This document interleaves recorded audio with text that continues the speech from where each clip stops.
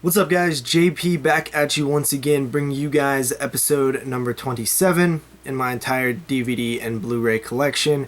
This is a series in which I walk you guys through my entire collection and show you guys everything that I own. Talk about each title a little bit.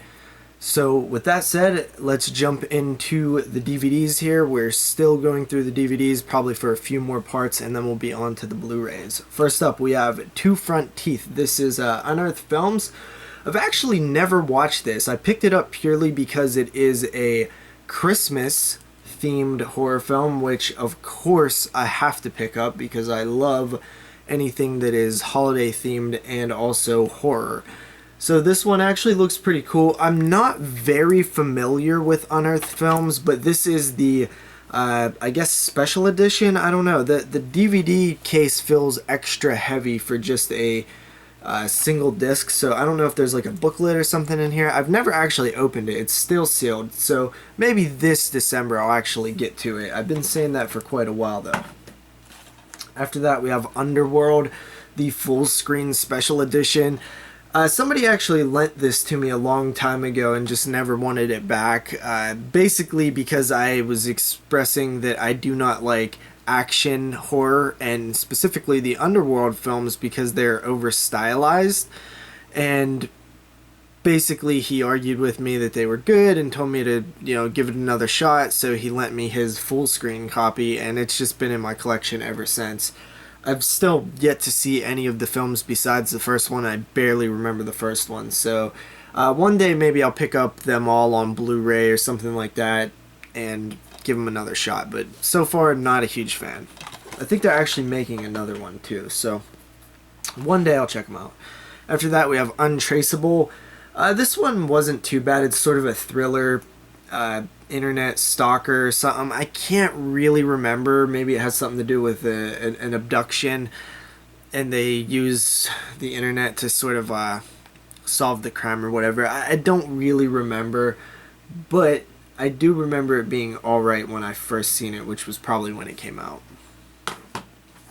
After that, we have Urban Legends. This is like a absolutely dreadful copy here, but luckily it's actually just the case. The paper on the inside is not damaged. I just never swapped out this case. I actually need to do so. I do like this first film here. I've never been like the biggest fan of it, but I don't know, I have a soft spot for those 90s, late 90s slashers and early 2000s slashers because I kind of grew up on them. I was born in 91, so like right around that era I was seeing all this stuff. That was like the new horror films to me, so even though most of them are kind of lame, I have a soft spot for them. Urban Legends at least has a cool concept. After that, we have Urban Legends Bloody Mary, which I've actually never seen. From the director of Pet Sematary. Interesting. I've never watched this one. I'm not sure if it's any good or not, but I mean, the first one wasn't the best in the world, so I'm not sure how much better this one could actually be, but I do eventually want to watch all three of them. After that, we have Urban Legends Final Cut. And yeah, this is another one that I haven't seen. It is possible that I actually did see one of the sequels via the video rental store back in the day, but I'm just unsure if that's true or not because of my memory being so crappy. But I'm sure once I actually get around to popping these in, I will pretty much know right away whether I've seen them before or not.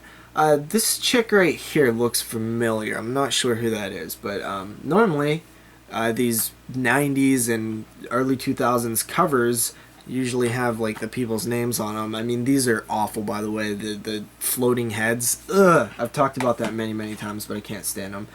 After that, we have Vacancy. I like this movie, but I hate Luke Wilson. He's the only actor that I really just can't stand, for that reason, I just never want to watch it. But when I first seen it, I thought it was pretty creepy and cool. So the prequel's actually not that bad either. After that, we have Van Helsing. For some reason, I have 2 copies of this. I don't know. It's not very good, honestly. It's kind of fun, I guess. It's that action stylized feel that I don't like in horror films. it's a cool concept, you know, with the vampires and shit like that, but it's just not. I don't know. I just can't really get into it that much. I'm lying. I kind of like it. I don't know. After that, we have Vampire Journals, which I actually own a few copies of this. This is sort of your spin-off from the Subspecies series. It follows one of the characters in kind of a side story. It kind of has that cool, like, gothic or Victorian feel to it at times, but it's just boring. There's not much to it. The cover's cool, and, you know, it's full moon. It's one of the more boring full moon films, but, you know, it might be worth a watch. After that, we have John Carpenter's Vampires here. I've actually never watched this once. I have it opened, but I actually never sat down and gave this one a watch. And I actually, you know, I kind of forgot that I owned it for a little while. It is getting a Blu-ray release from a company that I don't talk about, but you know, it's one that I think I remember seeing back when it came out or in the early 2000s, and just don't really remember it. So I will give it another watch eventually. After that, we have Vampire in Brooklyn, starring Eddie Murphy. Of course, Wesley Craven directed. I was so surprised at how much I actually like this film. It's not that bad at all. It's pretty entertaining and funny. Eddie Murphy starts doing his Eddie Murphy thing in certain scenes, and it's just a bit much. But besides that, it's kind of a fun movie. It honestly is. I was super surprised. I never expected to like that in a million years. After that, we have Venomous, starring Cat Williams. This one's actually not a bad snake film. I actually like it quite a bit. I'm trying to think back. I don't remember it all that well, but I definitely like it. There's a few snake films that I kind of get confused with each other. After that, we have VHS. I love VHS. It is my number one favorite horror film of 2012, and I stand by that. I loved this movie when it came out. It was so cool. There was the first story. It was legitimately scary. It's been a while since I've actually checked it out again, but I'm pretty sure that I'll still very much enjoy it. One of the segments was not the greatest. I think it was the one with like the spoof on like the slasher title, like Tuesday the 28th or something. I didn't really care for that one that much, but the other ones were really good. After that, we have Village of the Damned, which I will be upgrading when the Scream Factory comes out. Why? I don't know, because I do not like this film. I think this might be Carpenter's weakest film. I much prefer films like Ghost of Mars over this by a mile. This one just isn't good. It's just not a good movie. It's boring. There's not much to it. It has like a great concept in the beginning of the film. The first, 10-15 minutes, I'm like, oh, this is cool. I like this idea. And the rest I was just like, really? That's Village of the Damned? I've actually never seen the original, so I do need to go back and check that out. After that, we have Vlog.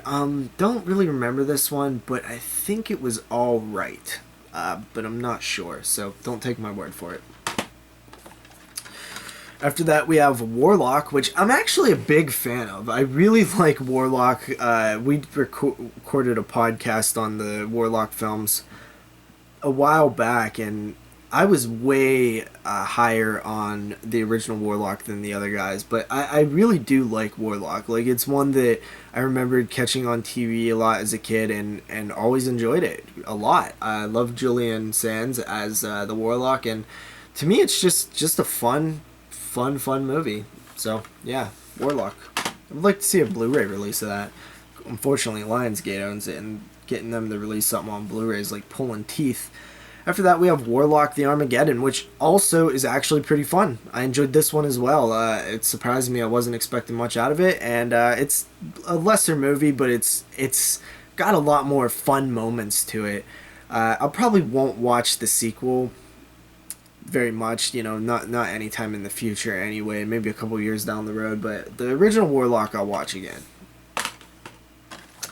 After that, we have this abomination, and you guessed it, it is Warlock 3, End of Innocence. This one was just awful, and you can tell it's very inspired by the late 90s, early 2000s covers, and I just don't like this one. It's just not good. That's all I really have to say about it. It's dreadful, and it actually spawned what we call the Hall of Pain, courtesy of Bruce Payne himself, which is on our website, 22 Shots of Moods and Horror, and it's where we reserve a section for the worst of the worst films. And so far, I think there's like 12 inductees into the Hall of Pain. So, yeah, check it out if you're interested.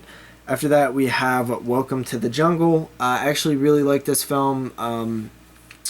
The only problem I had with it was that the characters were completely ridiculous and unbelievable. But besides that, it was actually really cool. It was found footage, cannibal film, and it was actually kind of creepy at moments. It's just the characters were so goddamn unbelievable, it almost ruined the film. But I still pretty much enjoyed it.